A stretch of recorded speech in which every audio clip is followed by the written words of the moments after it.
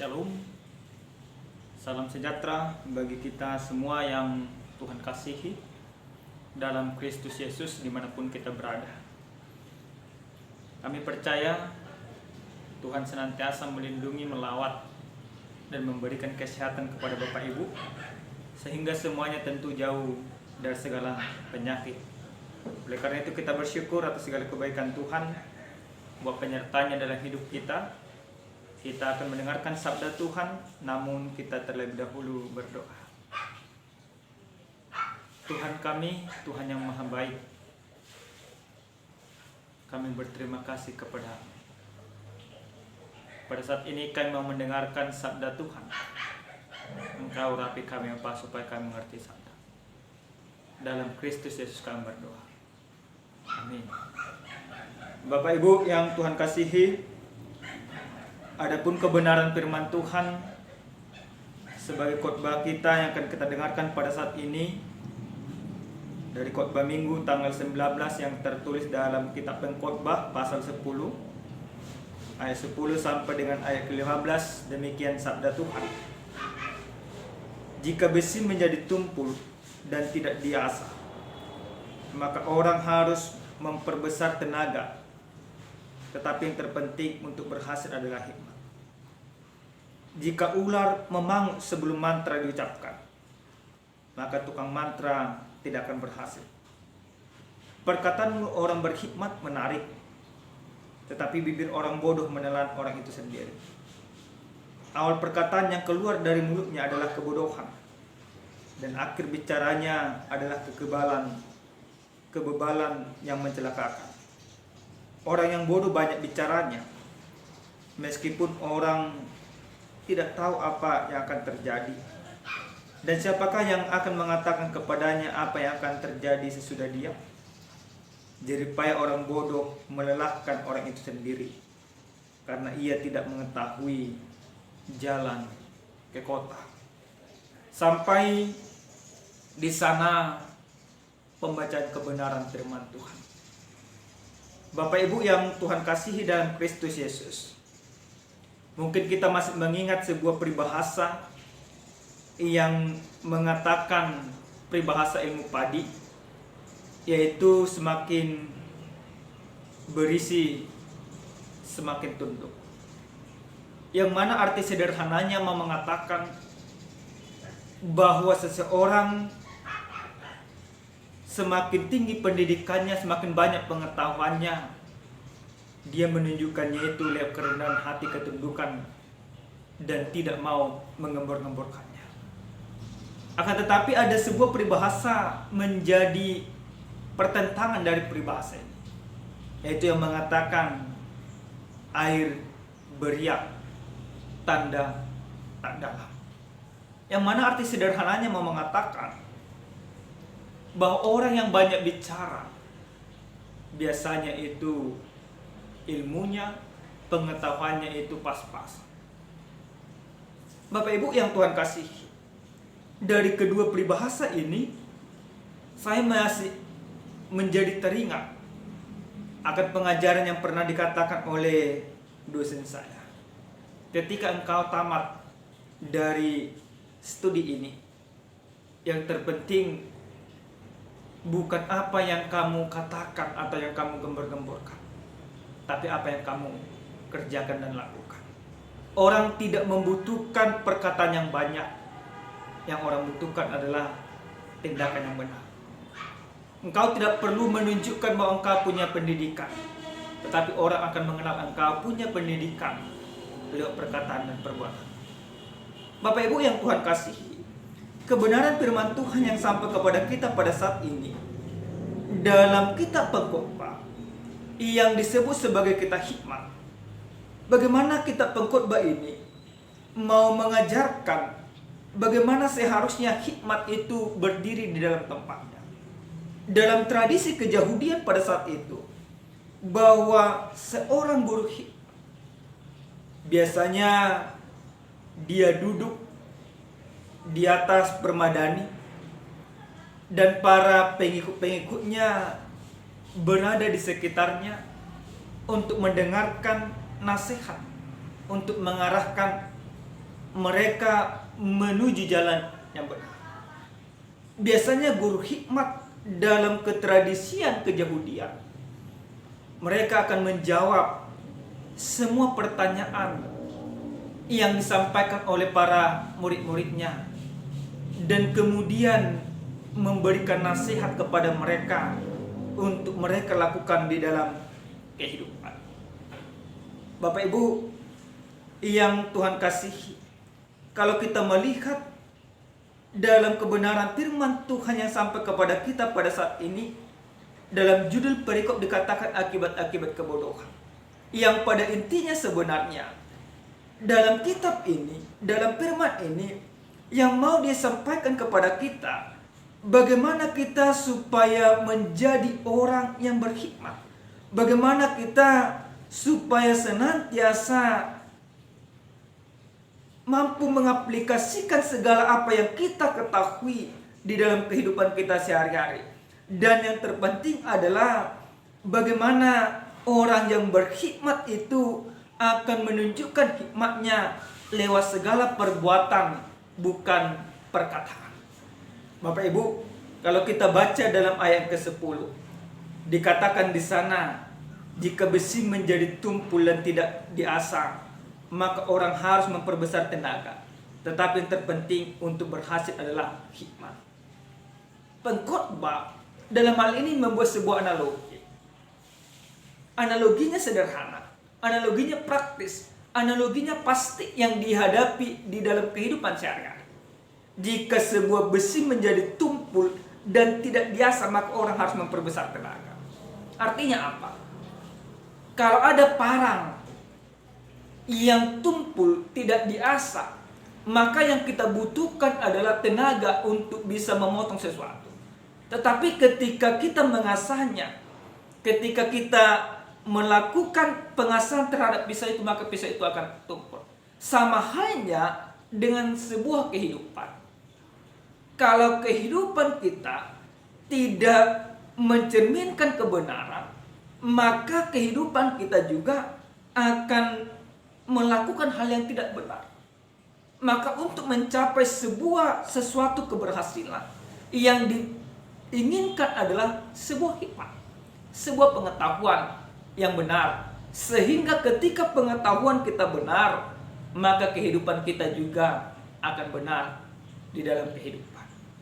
Bapak Ibu yang Tuhan kasihi, lalu dalam ayat yang ke-12 dikatakan, perkataan mulut orang berhikmat menarik, tetapi bibir orang bodoh menelan orang itu sendiri.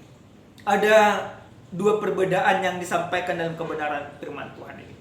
Perkataan orang berhikmat menarik. Menarik siapa?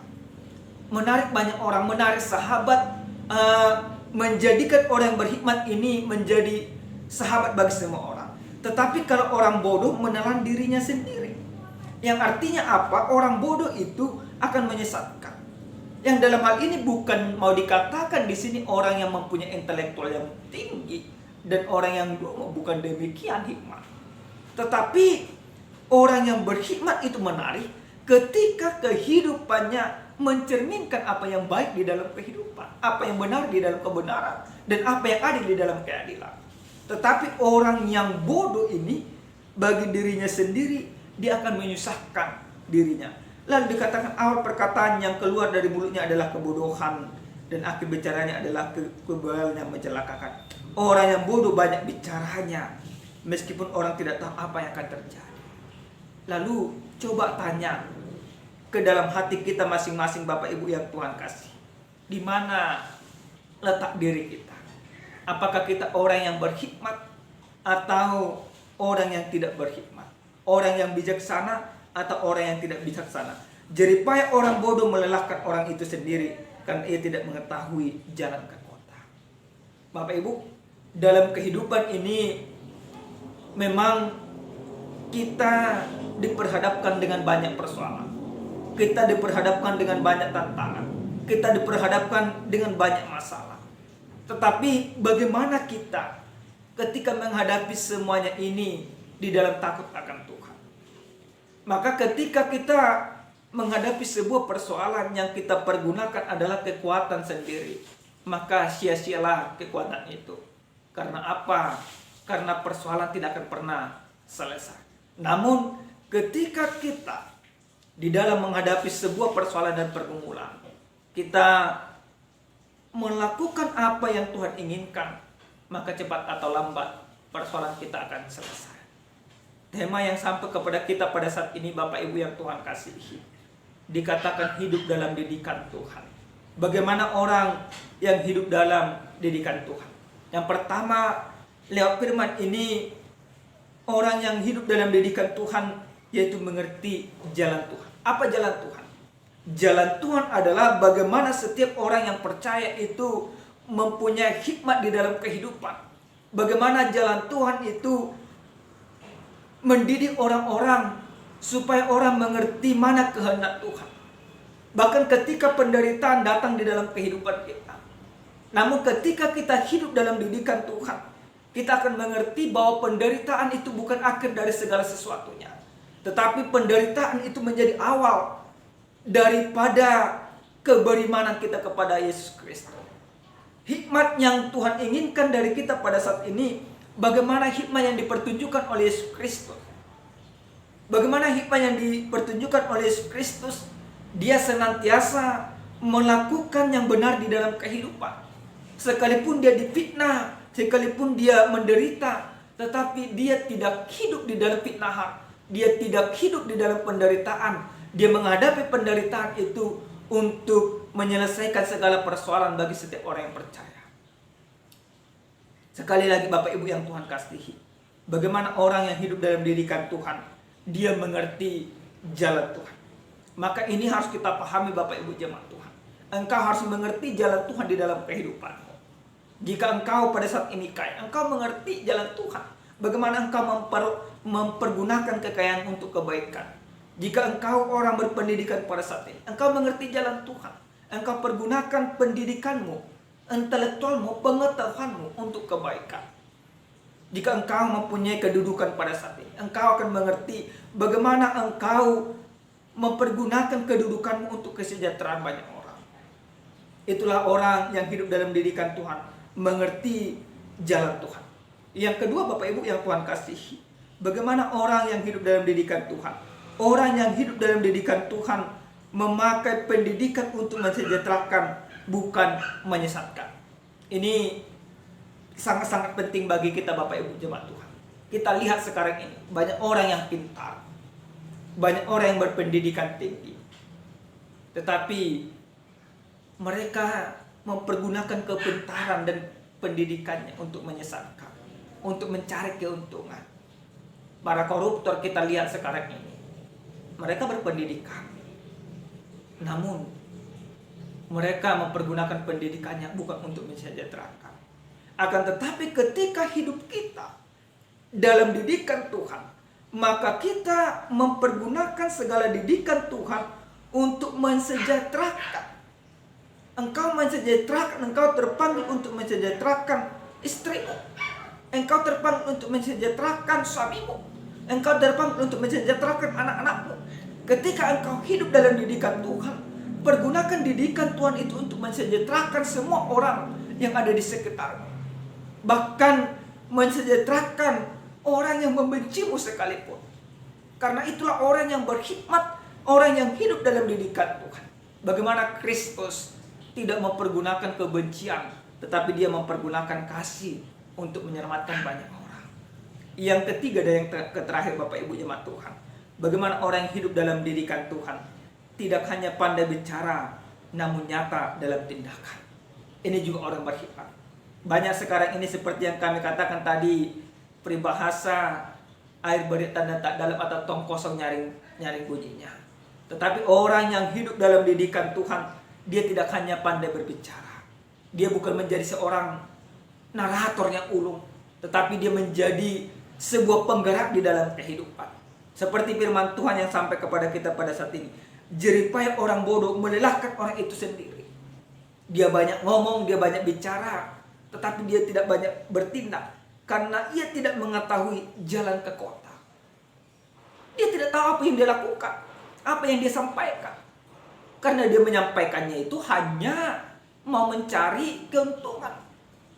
Akan tetapi orang yang hidup dalam didikan Tuhan, dia tidak pandai bicara, tetapi yang terpenting baginya adalah dia pandai dalam bertindak, mempertunjukkan keadilan dan kebenaran di dalam kehidupan. Amin, kita berdoa. Terima kasih ya Tuhan kami buat segala kebaikan-Mu. Engkau sudah mengajarkan kepada kami bagaimana orang hidup dalam didikan. Ajar kami ya Bapa, supaya mempergunakan segala didikan-Mu untuk mensejahterakan banyak orang. Terima kasih Bapa yang baik. Kami serahkan hidup kami untuk dididik sesuai dengan kehendak Tuhan. Dalam nama Yesus kami berdoa. Amin. Shalom. Tuhan memberkati kita semua.